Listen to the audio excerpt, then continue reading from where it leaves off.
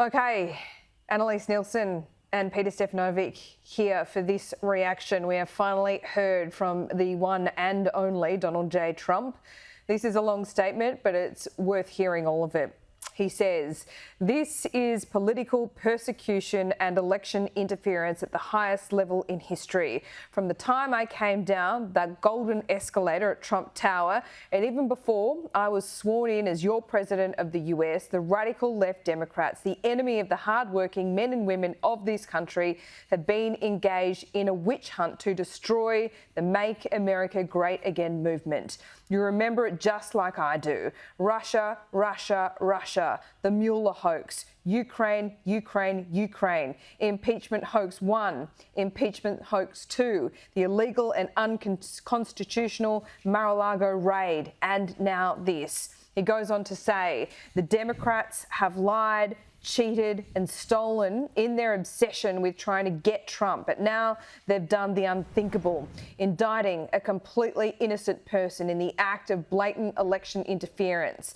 Never before in our nation's history has this been done. The Democrats have cheated countless times over the decade, including spying on my campaign, but weaponising our justice system to punish our political opponent, who just so happens to be a president of the United States and by far the leading Republican candidate for president, has never happened before. Ever," he says.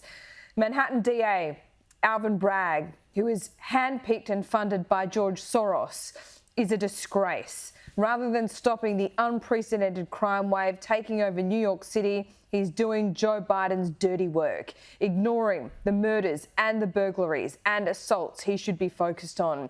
This is how Bragg spends his time.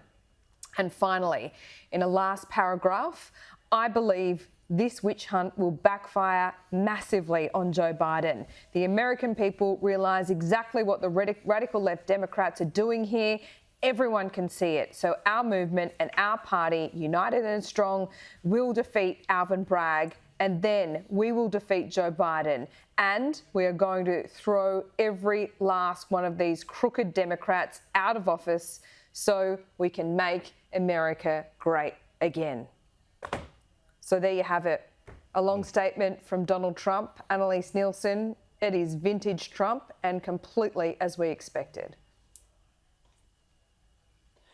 Look, completely as we expected. The thing is, America's in a very different place than it was when Trump first came in. Remember when Donald Trump came in, there was a lot of frustration around being forced, having a candidate like Hillary Clinton come on the scenes. They felt like they were being ignored. It was part of the Washington elite. Donald Trump was the circuit breaker, and that circuit's been well and truly broken.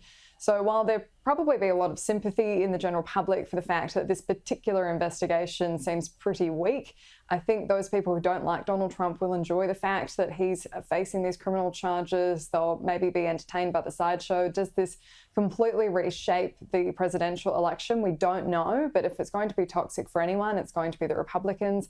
This is the kind of thing where he can take away that core part of the party, his base, and say, I'm being persecuted because they're coming after me and they're coming after you, so that's why they're coming after me. And that's, you only need some small percentages to fall by the time that you don't have the base for the other candidates who are going forward. Remember, Ron DeSantis does very well in a head-on-head matchup. It might be slightly behind Donald Trump. He only starts to do polling when you put in every other candidate under the sun you can think of, and then they all start falling away, but Trump's base stays the same in that polling. So I think we do need to take a bit of a breath here. As much as this is an historic moment, we've never seen a president charged with anything like this.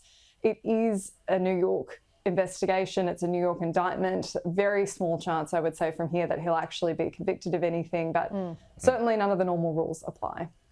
Yeah, that's right. The normal rules were thrown out as soon as he was elected, actually, I think. And this is Donald Trump exercising his power once again. And